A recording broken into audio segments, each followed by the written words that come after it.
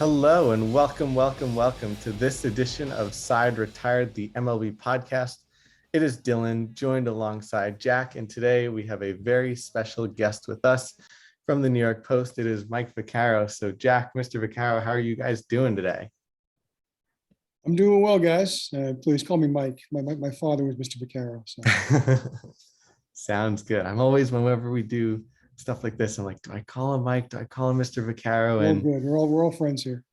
Sounds good. So of course, Mike has a Hall of Fame ballot, and we're going to get into that. We'll also be talking a little bit New York sports, Mets, Yankees, as we're all big Mets and Yankee fans here. Jack, I don't know if you want to get us kicked off with the first question, and let's get into it.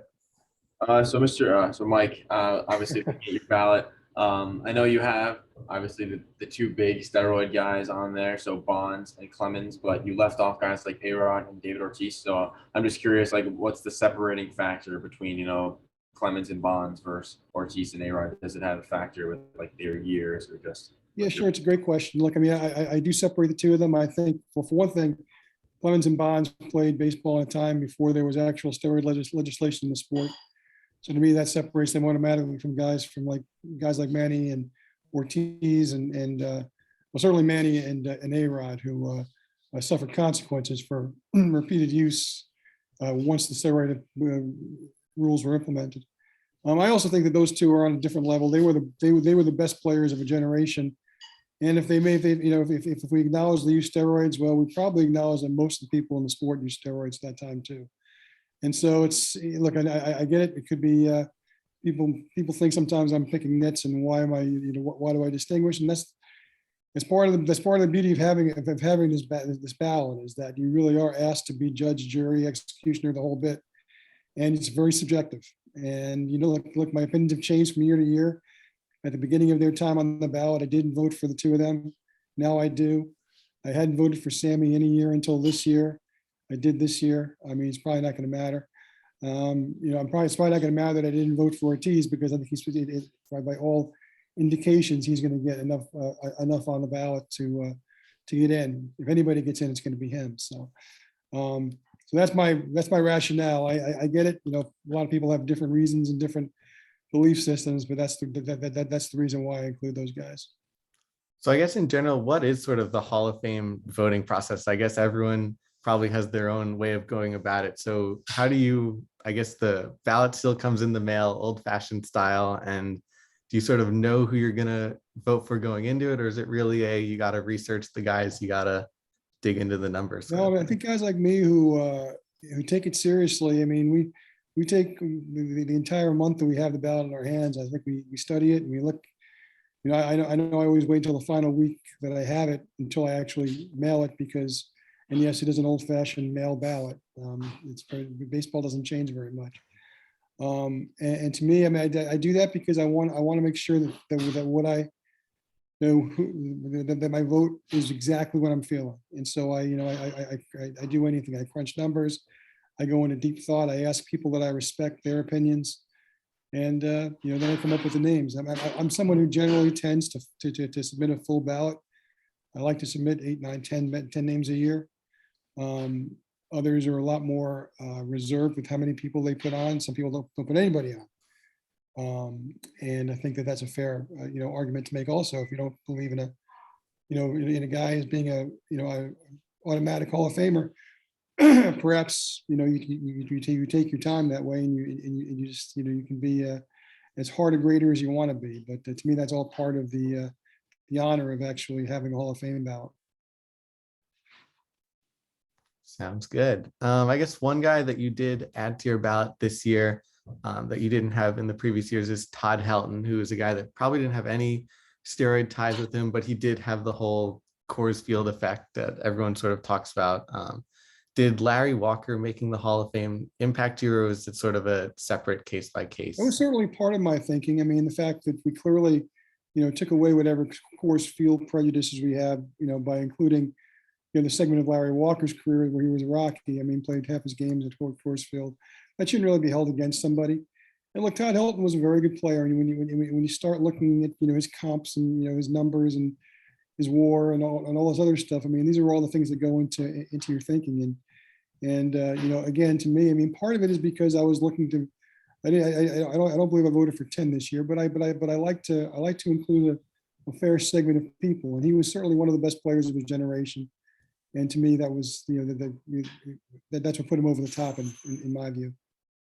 Another guy, I know Dylan mentioned someone you added. I know Andrew Jones came off your ballot this year. Was that just, obviously, would you say that you just ran out of space, or is that, your change in thought that you elected to have Sammy? A change in thought, I guess, although it's, I could very easily see myself going back and putting him on again next year. And I know that sometimes people wonder, how can a guy be a Hall of Famer 1 year and not the next year? He didn't have one extra at bat during the time of your consideration, but that's, that's the beauty of this ballot, is that, it's not neither or, and it's not one. It's, it's evaluating a series of candidates, and,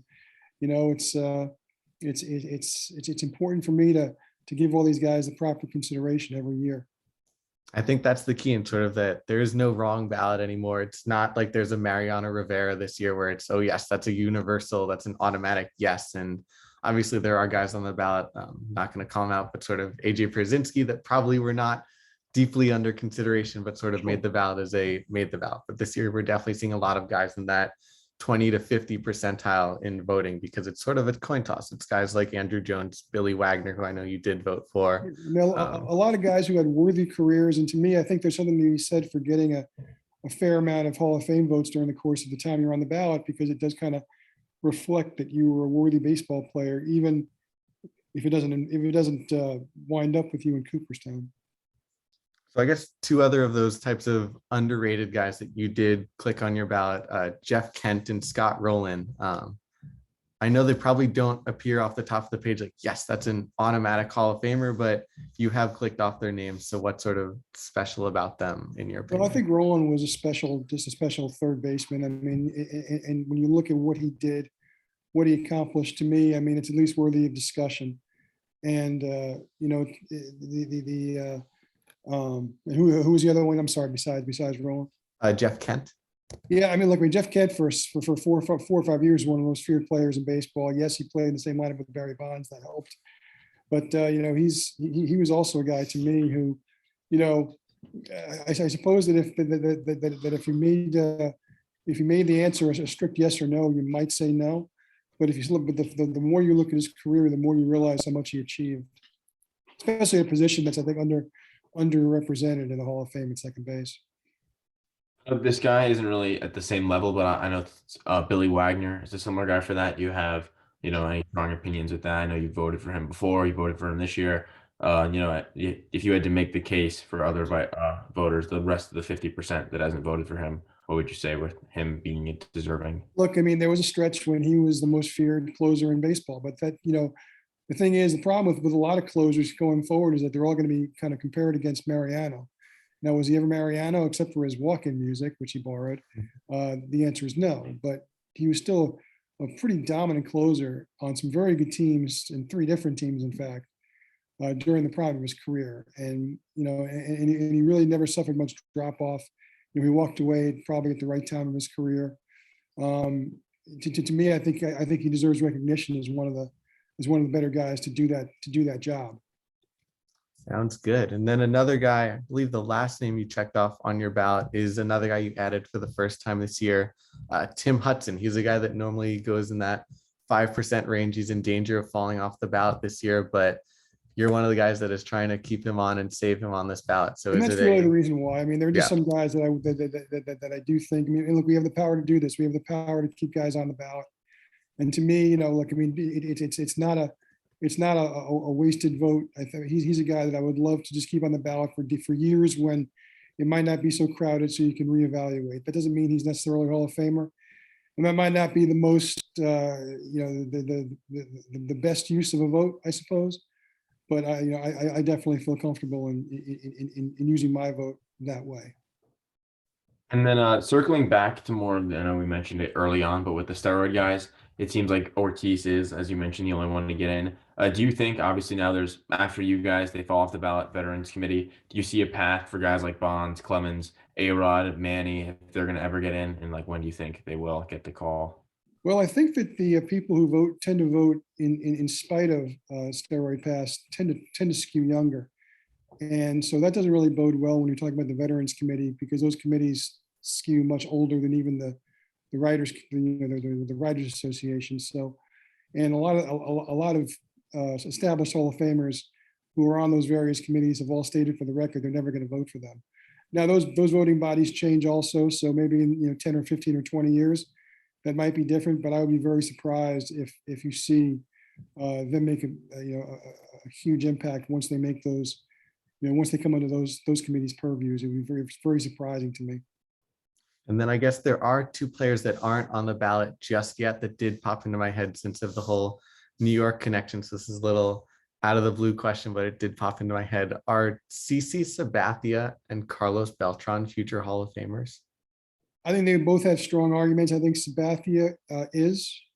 I think Beltran might fall short because unfortunately he got involved late in his career with the Astros mess. And I think that's going to impact a lot of people's votes in the same way it impacts people's votes, when you're dealing with the steroid issue.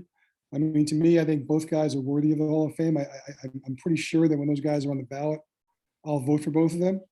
I don't have their numbers in front of me. I don't have their comps. I don't have, their analytics in front of me. But I do know that, when I watch those guys play in the heart of their careers, I did believe they were both Hall of Famers, and I think that matters.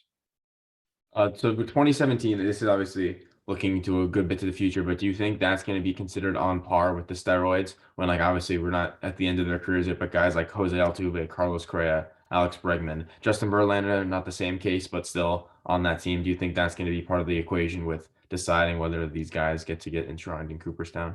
It probably won't be part of my equation, to be honest with you, but I can see where it would be. I won't hold it against somebody. But I would, but I can understand why it would. It also might be the difference between voting somebody in the first year and making them wait, which is essentially I think what I was going to do with Ortiz. I mean, I wasn't going to vote him this year because there was enough suspicion around him to where I figured that it was, there was no harm in making him wait a year. I probably would vote for him again next year if he was back on the ballot next year. Sounds good. And I guess another guy that has been away from the Hall of Fame ballot for a while, but is finally getting his number retired by the New York Mets. That's Keith Hernandez. I'm pretty sure you wrote a recent article about how the Mets are starting to honor their past, honor their history. What are your thoughts on whole Keith Hernandez getting his number retired, worthy and all that stuff? Yeah, well, he's definitely worthy of that. I've been writing for years that number 17 should be retired because he was, one of the 4 or 5 essential players in team history. And I think those are the kind of players whose numbers get retired. Is he Hall of Famer? Look, when I first started voting for the Hall of Fame was the tail end of both his and Don Mattingly's stay on the ballot. I voted for both of them. I believe that they are both worthy of the Hall of Fame. I mean, and again, I understand that they weren't shoo-in members. I do think that after, they both had 15 years worth of people voting for them. So I would think that after that amount of time that it would have been enough. I certainly believe that strongly, even more strongly now that we've seen guys like Ted Simmons and Bill Mazeroski and Harold Baines get in the Hall of Fame. So if those guys are Hall of Famers, I certainly think that Hernandez and Mattingly are. And it'll be interesting to see what happens when their names appear on the Veterans Committee again. Now, I think we've wrapped up our Hall of Fame and a talk, but just a quick question for you. Aaron Judge extension, does it happen or does it not? I can't imagine that it wouldn't. I mean, look, he's just such a valuable part of what the Yankees do. I understand the concerns, I do, but he's also a guy who's been a productive player every year he's played. Even the years that have been shortened by health. I mean, he's had terrific years. I mean, he's a guy who's just a linchpin in the lineup. And to me, I mean, look, they're the Yankees. They can afford it. They just can. Assuming that we're not coming back from the labor stoppage with a salary cap. I mean, he's the kind of player that you build around. And look, I mean, yes, Mike Stanton's got a big contract number, but they're not paying that entire contract. Marlins are paying a huge chunk of it. So to me, I mean, I say, I can't come up with a good reason why you wouldn't have Aaron Judge, extend Aaron Judge for as long as you can.